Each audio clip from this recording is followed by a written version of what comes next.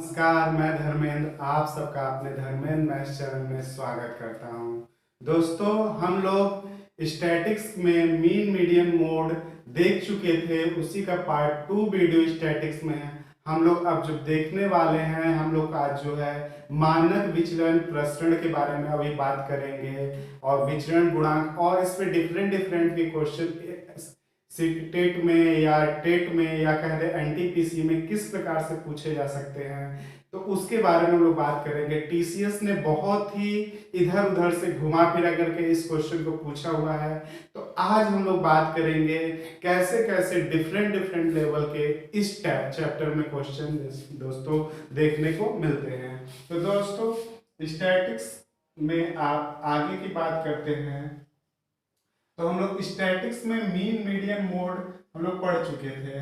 तो दोस्तों, एक क्वेश्चन और रह गया है आपका, आपसे माध्यिका पूछे हुए हैं कि वर्ष 2019, ये क्वेश्चन बहुत अच्छा सा था। वर्ष 2019 की माध्यिका क्या होगी? वर्ष 2019 की माध्यिका क्या होगी? ऑप्शन में आपके थे 1 जुलाई, 2 जुलाई, 3 जुलाई या 4 जुलाई। ये ऑप्शन था दोस्तों। वर्ष 2019 की माध्यिका क्या होगी? तो दोस्तों, हम जान रहे हैं कि 2019 जो है ये आपका साधारण वर्ष है। ये कौन सा वर्ष है? साधारण वर्ष है।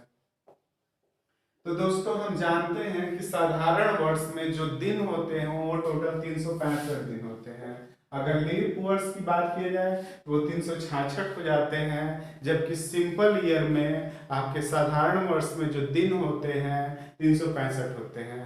तो दोस्तों, अगर 365 का, अगर मान लीजिए कि 365 का कौन सा माध्यिका वाला दिन होगा, तो आप कह सकते हैं कि साहब इसका 365 का जब आधा करूंगा तो भाई 182.5 आएगा। 182.5, 182 को इधर कर लूं, 182 को इधर कर लूं, यानी आपका 183वां जो दिन होगा, 183वां जो दिन होगा, यही इस 2019 की बाध्यिका होगी। जो 183वां दिन होगा यही आपकी माध्यिका होगी। तो 183वां दिन को कौन सा दिन पड़ेगा भाई? कौन सी डेट पड़ेगी? 1 जुलाई, 2 जुलाई, 3 जुलाई और 4 जुलाई। तो दोस्तों, आपको पता होना चाहिए कि भाई 183वां दिन कौन होगा। तो आप सबसे पहले ये जाने कि भाई जनवरी से लेके, अगर वो आपका लीप ईयर नहीं है, मतलब साधारण वर्ष है, तो साधारण वर्ष में आपका जनवरी से लेके जून तक, जनवरी से लेके जून तक में टोटल 181 दिन होते हैं। टोटल कितने दिन होते हैं? 181 दिन। यानी 181 दिन जनवरी से जून तक आप ऐसे निकाल ली, मैं निकाल के बता देता हूँ कि 181 दिन कैसे आ रहा है। 181 दिन होते हैं, मतलब कि 2 दिन आपको और जोड़ेंगे तब 183वां दिन आएगा। 2 दिन और जोड़ना पड़ेगा, यानी 2 दिन जोड़ने में आपका भाई जून के बाद जुलाई आएगा। 1 तारीख को 1 जुलाई, 2 तारीख को 2 जुलाई, यानी इस क्वेश्चन का आंसर 2 जुलाई होगा। कितना होगा दोस्तों? 2 जुलाई। अब आप कहेंगे कि सर ये आप कैसे लिख दिए? तो आपको याद होना चाहिए, ऐसे भी याद रखिएगा, अगर सिंपल ईयर है तो जनवरी से लेकर जून तक जो दिन होते हैं 181 दिन, ऐसे में देख लीजिए भाई जनवरी कितने के दिन का होता है? 31 का। फरवरी, आप जाने कि फरवरी आपका 28 को होगा, क्योंकि आपका ये साधारण वर्ष है। मार्च 31 का, अप्रैल 30 के, मई 31 के, और जो जून होगा वो 30 का होगा। तो आप जोड़ेंगे तो 8 1 9 1 10 10 1 11, हासिल 1 4 2 6 6 3 9 9 3 12 3 15 3 18। देख पाएंगे आप दोस्तों कि कितने दिन हो रहे हैं? 181 दिन। तो ध्यान रखें कि भाई अगर आपका सिंपल ईयर है तो जनवरी से जून तक 181 दिन होते हैं। यही अगर आपका लीप ईयर होता तो 182 दिन हो जाते। क्यों? क्योंकि फरवरी 29 को हो जाएगा। ठीक है, आगे चलते हैं, इस पे और कैसे कैसे क्वेश्चन हमसे पूछे हुए हैं। मजा आ रहा होगा दोस्तों। आपको अगर ये चैनल से वाकई में कुछ बेनिफिट हो रहा है तो इस चैनल को ज्यादा से ज्यादा लोगों तक शेयर करें और खुद भी सब्सक्राइब करें, जिससे कि सब्सक्राइब करने के साथ ही साथ बेल आइकन को भी जरूर दबा लें, जिससे कि मेरे द्वारा जो दिया गया वीडियो आप तक पहले पहुंच जाए। तो दोस्तों आगे बात करते हैं, आपसे नेक्स्ट क्वेश्चन क्या किए हुए हैं।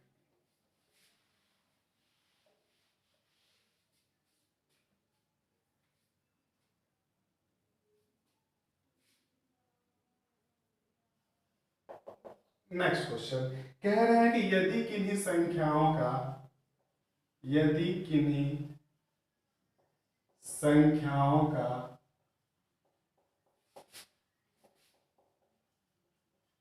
प्रसरण, दोस्तों प्रसरण को हम लोग वेरिएंस कहेंगे, वेरिएंस प्रसरण, यदि किन्हीं संख्याओं का प्रसरण 81 हो तो 81 हो तो मानक विचलन क्या होगा। मानक विचलन, स्टैंडर्ड डेविएशन क्या होगा। दोस्तों ये एग्जाम में आपका बहुत ही हर सेट में आपके टीसीएस ने पिछली बार पूछे हुए हैं। तो दोस्तों इतना आसान ये है कि आप बहुत ही आराम से कर ले जाएंगे। ऑप्शन है 7, 8, 9 या ±9। तो दोस्तों हमें जानकारी होनी चाहिए कि जो मानक विचलन और वेरिएंस में क्या रिलेशन होता है।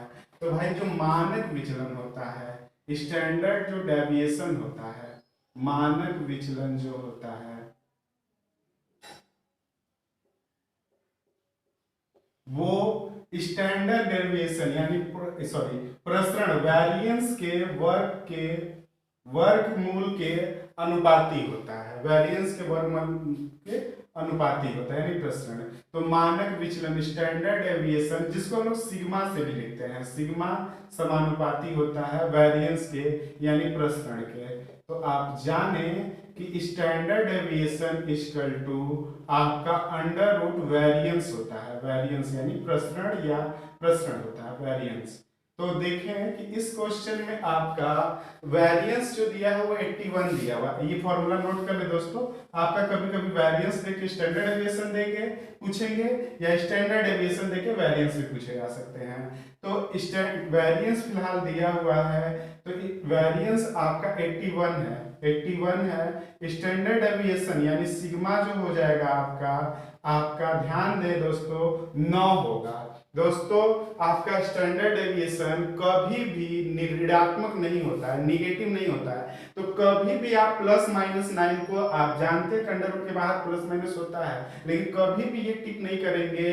अगर ये टिक करेंगे तो आंसर गलत हो जाएगा। क्यों? क्योंकि स्टैंडर्ड डेविएशन यानी मानक विचलन जो होता है इसका मान सदैव धनात्मक होता है, ऋणात्मक नहीं होता है। तो ध्यान रखिएगा दोस्तों, स्टैंडर्ड डेविएशन +9 क्लिक करेंगे। क्या करेंगे? +9। अगर प्रसरण आपका 36 दे दिया होता कि भाई किन्हीं संख्याओं का प्रसरण 36 है तो भाई मानक विचलन बताइए, स्टैंडर्ड डेविएशन बताइए। तो स्टैंडर्ड डेविएशन अंडर रूट 36 यानी आप आंसर 6 बताते हैं। गलती से भी प्लस माइनस टिक नहीं करेंगे। स्टैंडर्ड डेविएशन कितना हो जाएगा? 6 हो जाएगा। इसी प्रकार से अगर इस क्वेश्चन में आपको यदि किन्हीं संख्याओं का प्रसरण न दे करके आपसे दे दिए होते मानक विचलन, अगर इस क्वेश्चन में मानक विचलन दे दिए होते तो आप जाने कि मानक विचलन दे दिए रहेंगे तो आपको विचलन निकालने के लिए क्या करना होगा? उसका वर्ग कर देना होगा। तो आपको अगर किसी संख्याओं का ऐसे लिख दिया गया है कि यदि किन्हीं संख्याओं का मानक विचलन 4 हो, मानक विचलन स्टैंडर्ड डेविएशन 4 हो तो उनका प्रसरण कितना होगा? उनका प्रसरण कितना होगा? ऑप्शन में दोस्तों लिख सकते हैं कि दो होगा, 4 ही होगा, 8 होगा या 16 होगा। तो अभी अभी हम लोग पढ़ के जा रहे हैं कि भाई जो स्टैंडर्ड डेविएशन होता है वो वेरिएंस के वर्गमूल के बराबर होता है। तो स्टैंडर्ड डेविएशन आपका इस पर दिए हुए 4 है। तो वेरिएंस कितना हो जाएगा दोस्तों, अगर आप स्क्वायर कर देंगे तो भाई स्क्वायर इन बोथ साइड कर देंगे, स्क्वायर इन बोथ साइड, तो स्क्वायर इन बोथ साइड करेंगे यानी ये 16 हो जाएंगे। वेरिएंस कितने हो जाएंगे, 16 हो जाएंगे। वेरिएंस जो हो जाएगा वो 16 हो जाएगा। तो आप जाने कि अगर स्टैंडर्ड डेविएशन दिया हुआ है तो आप इसका वर्ग कर दीजिए प्रसरण निकालने के लिए, और प्रसरण दिया है तो उसका वर्गमूल निकालिए। ऐसे ऐसे क्वेश्चन मिलेंगे ना दोस्तों। आगे बढ़ते हैं नेक्स्ट क्वेश्चन की तरफ।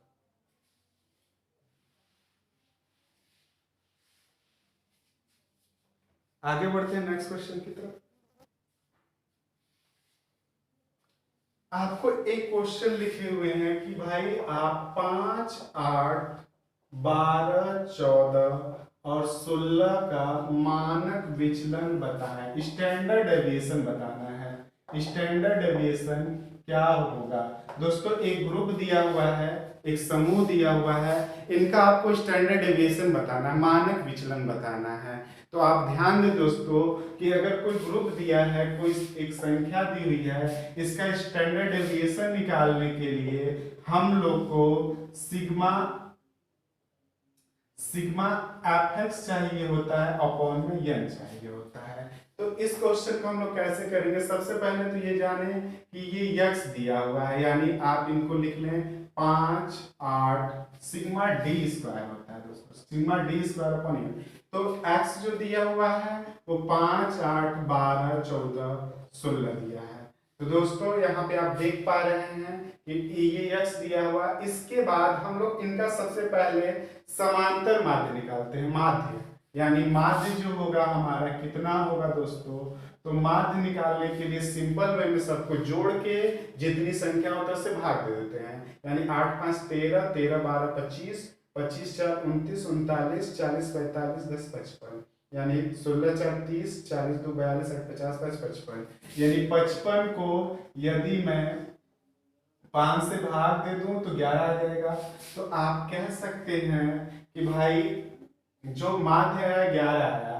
तो आप d निकालने के लिए क्या करना होता है कि d निकालने के लिए आपको माध्य में से आपको x को घटा लेना होता है, इस नंबर को। तो अगर माध्य में से अगर 11 में से 5 जाएगा दोस्तों तो कितना होगा, 6 हो जाएगा, ये d। और ये अगर 11 में से 8 गया तो 3 होगा, 11 में से 12 गया तो आपका 1 होगा, 11 में से 12 जाएगा तो माइनस 1 कर लीजिए, कोई दिक्कत नहीं है। 11 में से 5 गया 6 हो गया, 11 में से 8 गया 3 हो गया, 11 में से 12 गया -1, 11 में से 14 जाएगा -3, 11 में से 16 जाएगा -5। तो हमने एक फॉर्मूले में डी स्क्वायर लिखे हुए हैं, डी स्क्वायर। तो दोस्तों जो डी स्क्वायर होगा आप जाने कि भाई डी स्क्वायर जो होगा आपका क्या हो जाएगा, 6 का स्क्वायर 36, भाई 3 का स्क्वायर 9 हो जाएंगे, 1 का स्क्वायर 1 ही होंगे, 3 का स्क्वायर 9 हो जाएंगे, 5 का स्क्वायर 25 हो जाएंगे। तो इस प्रकार से सिग्मा डी स्क्वायर जो हो जाएगा आपका 25, 10, 45, 5, 50 या 54, 6, 7, 3, 80, कितना हो जाएगा 80। तो दोस्तों आप देख पा रहे हैं कि भाई आपको फॉर्मूला पे जाएंगे तो भाई क्या हो जाएगा, सिग्मा डी स्क्वायर कितना दिया हुआ है, 80 दिया हुआ है, और n जो है 1, 2, 3, 4, 5, n कितने हैं, 5 है, कितनी वैल्यू है, 5 है। तो 1, 2, 3, 4 कितने डाटा दिए हुए थे, 5 डाटा दिए हुए थे, 5। तो दोस्तों कभी कभी तो आपको यही आंसर दे देता है रूट में 80/5, और कभी कभी आपको रूट 16 यानी 16 की वैल्यू कितनी हो जाएगी, 4 हो जाएगी। यानी आप जाने कि भैया कोई भी आपको एक आव्यूह टाइप का दे करके, इस टाइप का कोई क्वेश्चन दे करके, ग्रुप दे करके आपसे अगर मानक विचलन कहे कि भाई मानक विचलन क्या होगा, स्टैंडर्ड डेविएशन क्या होगा, तो आपको इस प्रकार से सॉल्व करने होते हैं। दोस्तों ये देखने में बड़ा लग रहा है, इसको करने का तरीका मैं अब बताता हूं, है ना। ये तो मैं डिटेल कर दिया हालांकि, लेकिन आप ध्यान दें इतना बड़ा भी नहीं है जितना बारे में आपको लग रहा होगा कि बहुत कठिन है। बहुत ही आसान है। आपको करना क्या है, हमको पता है कि सिग्मा एस टी जो होता है, जो आपका स्टैंडर्ड एविएशन होता है, सिग्मा डी का स्क्वायर अपॉन एन होता है, सिग्मा डी का स्क्वायर अपॉन एन होता है। तो भाई डी क्या होता है, 11 में से आप 5 घटाएंगे, लिखते हैं तो बड़ा लगता है, आप लिखते हैं तो बड़ा लगता है, 11 में से 5 घटाएंगे तो 3, और 3 का स्क्वायर क्या हो जाएगा दोस्तों, 9 हो जाएगा। क्यों, समझे बात को भाई, 3 का स्क्वायर क्या होगा, 11 में से 8 घटाइए, 11 में से 5 घटाए थे, सॉरी दोस्तों, 11 में से 5 घटाए थे 6 का वर्ग करेंगे तो 36 हो जाएंगे। अगर 11 में से 8 घटाएंगे तो 3 आएगा, और 3 का वर्ग कितना हो जाएगा, 9 हो जाएंगे। और 11 में से 12 घटाएंगे तो 1 आएगा, और 1 का वर्ग 1 ही होते हैं। 11 में से 14 घटाएंगे तो 3 आएगा, 3 का वर्ग 9 ही होंगे। 11 में से 16 घटाएंगे 5 आएगा, और 5 का वर्ग 25 होता है। तो बस हो गया, आपको चार्ट बनाने की जरूरत नहीं है, ऐसा कोई एग्जामिनर नहीं कहता है कि आप चार्ट बना के हमें दिखाइए, चार्ट टमाटर चाट खाना नहीं है एग्जामिनर को, है ना। तो दोस्तों सिग्मा डी स्क्वायर क्या हो जाएंगे, 36 4 40, आप देखें 36 4 40 45 46, 46 4 50 55 5 60 20 80। देखिए सिंपल वे में, कोई चार्ट बनाने की जरूरत नहीं है ना। तो भाई सिग्मा डी स्क्वायर ये 80 और ये यन 1 2 3 4 5 अंडर रूट 16, 16 की वैल्यू 4 हो जाएगी। दोस्तों समझ पा रहे होंगे, ठीक है आगे चलते हैं नेक्स्ट क्वेश्चन से। एक क्वेश्चन आप बनाइए जिससे कि लगे कि हाँ समझ में मेरी को बात आ गई। आपको नेक्स्ट क्वेश्चन दिए हुए हैं, आपको यहीं पे मैं बस डाटा दे देता हूं। डाटा जो दिया हुआ है दोस्तों,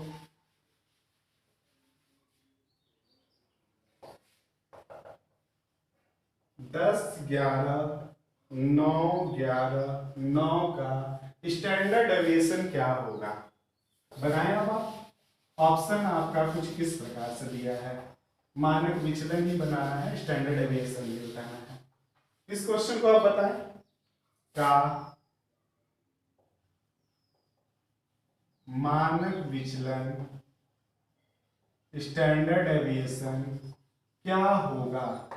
ऑप्शन है इस प्रकार से आपके सामने, 1/√5, 2/√5, 3/√5, या चौथा जो है वो 0 है।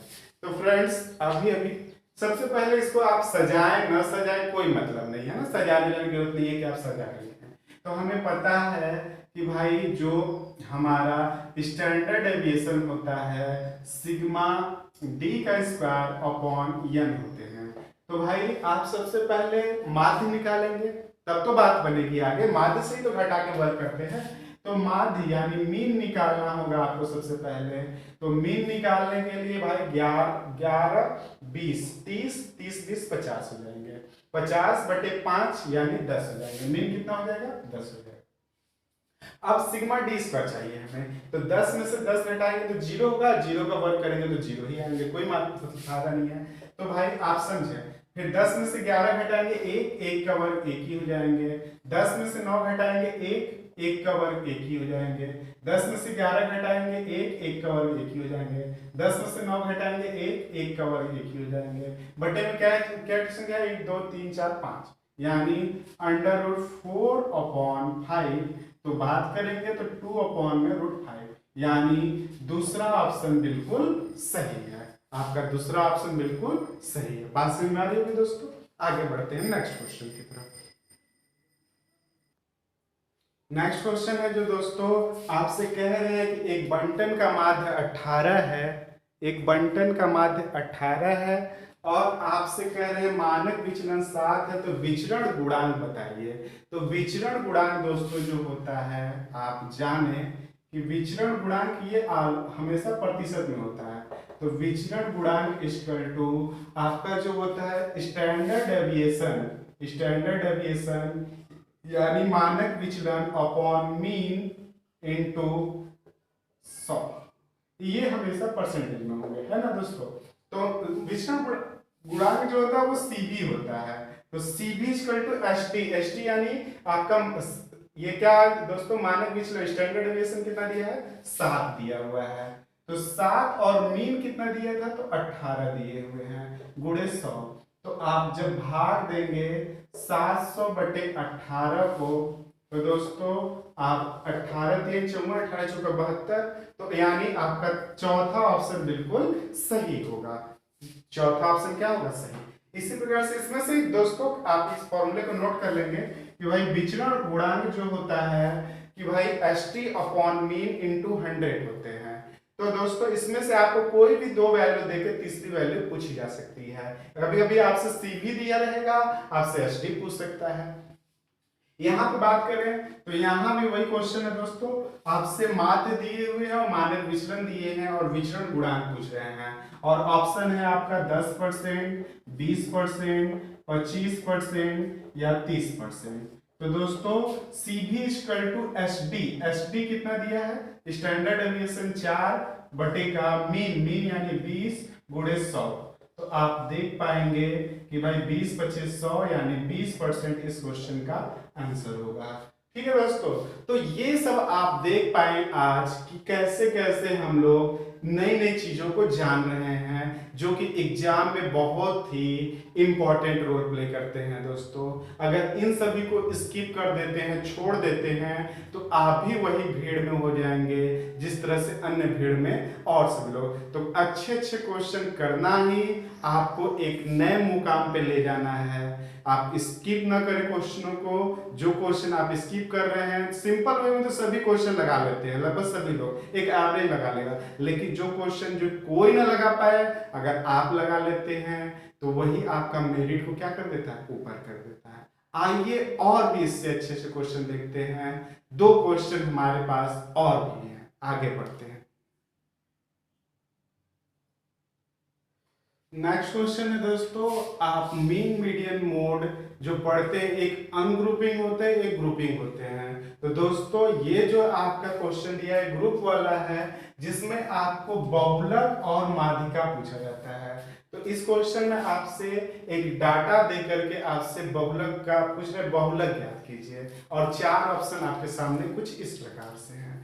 तो दोस्तों सबसे पहले हम लोग बहुलक में फॉर्मूला की बात कर लें कि भाई मोड, आप जब ग्रुप चार्ट टाइप का दिया रहता है तो उनका हम लोग मोड कैसे निकालते हैं। तो आपका फॉर्मूला जो होता है वो L plus F naught minus F1 बटेगा 2 एफ नॉट माइनस या 2 F1 minus F0 minus F1 into height होते हैं। दोस्तों आप इस फॉर्मूले को, हालांकि मैं बताऊंगा कि इसमें कौन क्या है, हालांकि तो दोस्तों सबसे पहले हम लोग अगर बहुलक निकालना हो तो सबसे पहले हम लोग ध्यान देते हैं कि परिवार की जो संख्या दी, जैसे दिया है कि 1 से 3 तक में 7 हैं, 3 से 5 तक में 9 हैं, 5 से 7 में 2 हैं, 7 से 9 तक में 1 हैं, और 9 से 11 तक में आपके 1 हैं। तो आप देखें कि भाई मोड मतलब किस परिवार की संख्या सबसे ज्यादा है, इनको आप घेर लें। सबसे इंपॉर्टेंट आपके यही है दोस्तों, समझ रहे हैं। तो आप जाने इस बात को कि भाई आप जो ये वाला जो वैल्यू सबसे अधिक है, इसी को हम लोग आपका F1 नाम देंगे। इसको क्या नाम देंगे, F1 नाम देंगे। इसके जस्ट ऊपर वाले वैल्यू को, जिसमें परिवार की संख्या इससे कम है, मतलब इससे, इसको आप F0 के नाम से या F0 के नाम से, और इसके ठीक नीचे वाला, इसके ऊपर वाले को हम लोग F0 का नाम देंगे, और जबकि इसके नीचे वाले को हम लोग F2 का नाम देंगे। पहले तो मोड वाले को हम लोग F1 देंगे, उसके ऊपर वाले को F0 कहेंगे या F0 कहेंगे, जबकि उसके नीचे वाले को F2 कहेंगे। दोस्तों यल क्या है, तो दोस्तों आप जाने कि जिस संख्या का मोड वाला वैल्यू सबसे अधिक है उसका लोवेस्ट वैल्यू, इसका लोवेस्ट वैल्यू यानी कितना है, 3 है। लोवेस्ट वैल्यू ये अपर वैल्यू, लोअर वैल्यू अपर वैल्यू। अगर यहाँ पे होता है तो लोअर वैल्यू 5 होता, जबकि अपर वैल्यू 7, तो लोअर वैल्यू से मतलब है, 3 से मतलब है। ठीक है, आगे बढ़ते हैं। तो इनको हाइट दिया हुआ है, एच निकालना है दोस्तों। तो एच जो होता है कि भाई आप साइज क्या लिए हुए हैं कि भाई इन दोनों के बीच में कितने का गैप है, एच बराबर आपका कितना है, 2। यानी यच जो होता है हर जगह समान होता है दोस्तों। तो आप साइज क्या लिए हैं, दो दो दो का ग्रुप बनाए हुए हैं, है ना। आते हैं फॉर्मूले पे। तो यल जो है आपका दोस्तों 3 है, अब plus F not, F not मतलब 7 minus sorry F1 minus F not, यहाँ पे आपका F1 माइनस एफ नॉट होंगे। यानी F1 जो है वो 9 दिए हुए हैं और एफ नॉट जो है वो 7 दिए हुए हैं। इसी प्रकार से 2F1 यानी 9, एफ नॉट जो होंगे वो 7 होंगे और F1 जो होंगे यहाँ F1 F नॉट F2 हो जाएंगे यहाँ पे, ठीक है। फॉर्मूले को देख लीजिए दोस्तों फिर से एक बार। आप फॉर्मूला जो लिखेंगे F1 minus F naught upon में 2F1 minus F not into F2। F1 जो आपको मेन वैल्यू है वो आप में से घटाना है। एफ नॉट F2 कितना है, 2 है, इंटू हाइट कितनी है दोस्तों, तो 2 है।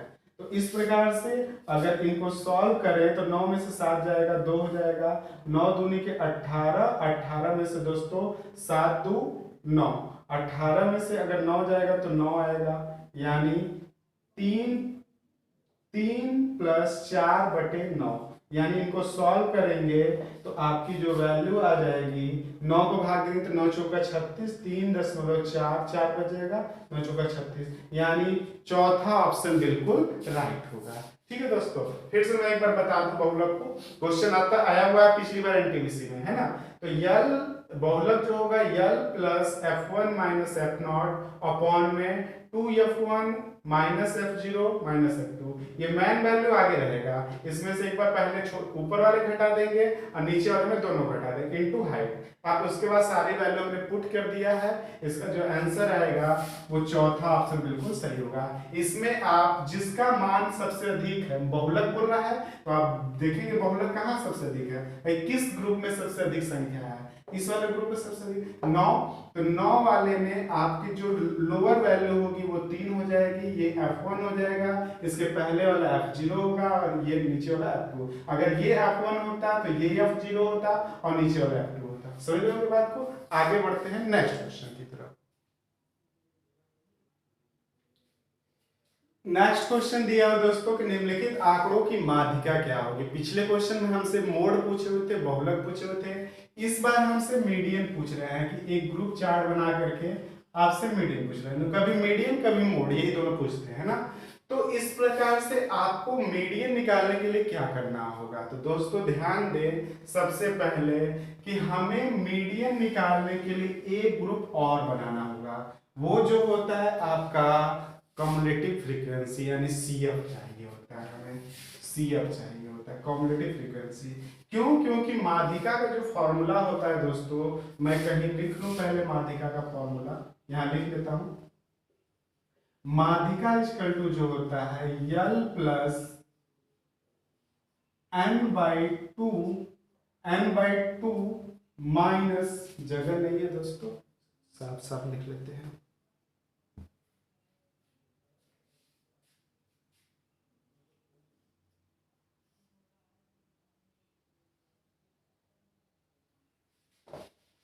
यहाँ पे दोस्तों साफ, अच्छा इसको लिख लेते हैं पहले।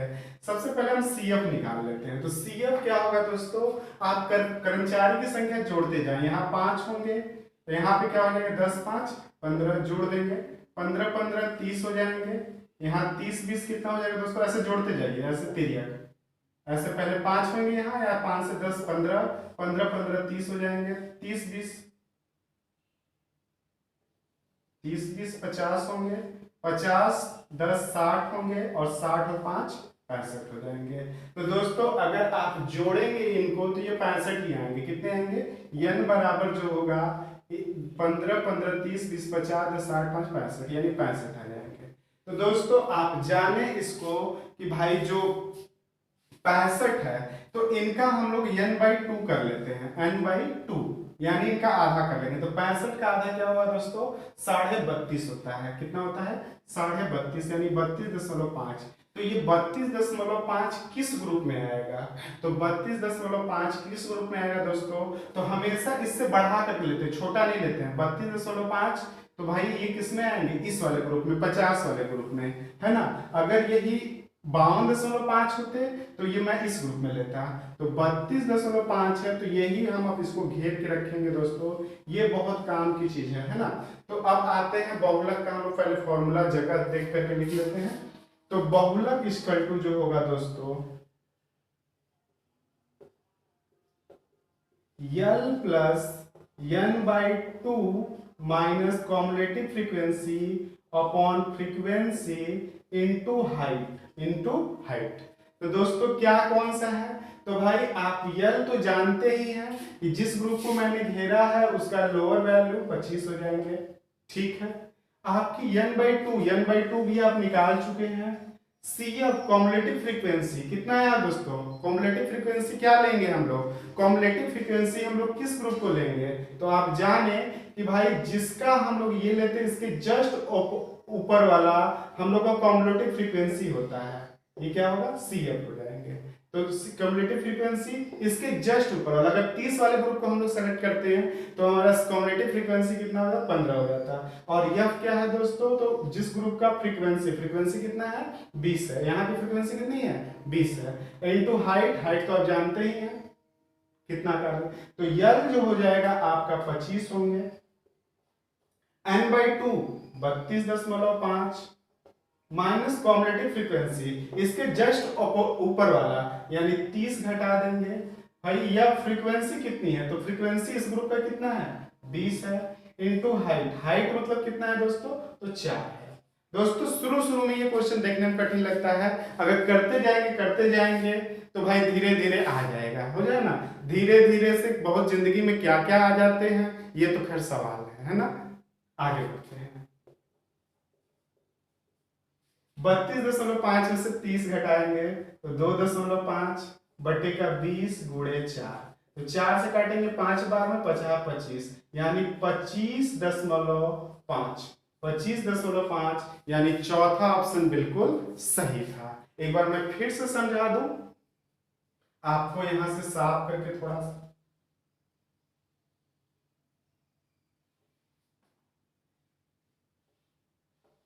दोस्तों ध्यान दीजिए एक बार पहले फिर से। सबसे पहले आप अगर माध्यिका निकालना होता है तो मैं इस ग्रुप का कॉम्युलेटिव फ्रीक्वेंसी निकालता हूं, यानी 5 को 5 ही लिखेंगे, इसमें से जोड़ देंगे 5 10 15 15 15 30 हो जाएंगे, 30 20 50 हो जाएंगे, 50 10 60 हो जाएंगे, 60 5 65 हो जाएगा। इधर से जोड़ेंगे तो भी ये 65 आएगा, ये 65 तो होगा ही होगा। फिर उसके बाद n/2 करते हैं, मतलब 65 का आधा कितना होगा, तो 32.5 होगा।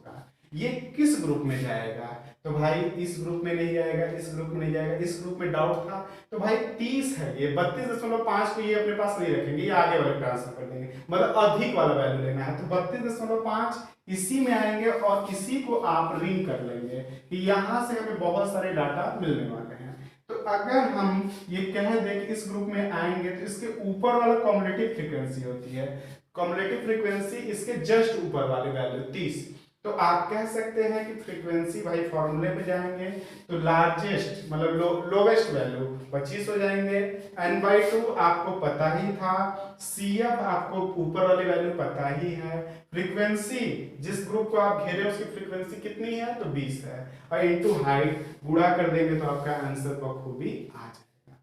तो उम्मीद करते हैं दोस्तों ये वीडियो आपको बहुत ही इंपॉर्टेंट रोल प्ले करेगी आपके एग्जाम में अपनी मंजिल को पाने के लिए। तो दोस्तों हमारी दुआएं आपके साथ हैं, तो फिर से लगे रहिए एकदम जबरदस्त तरीके से, फिर मिलेंगे एक नए उत्साह एक नए उमंग के साथ। तब तक के लिए बाय।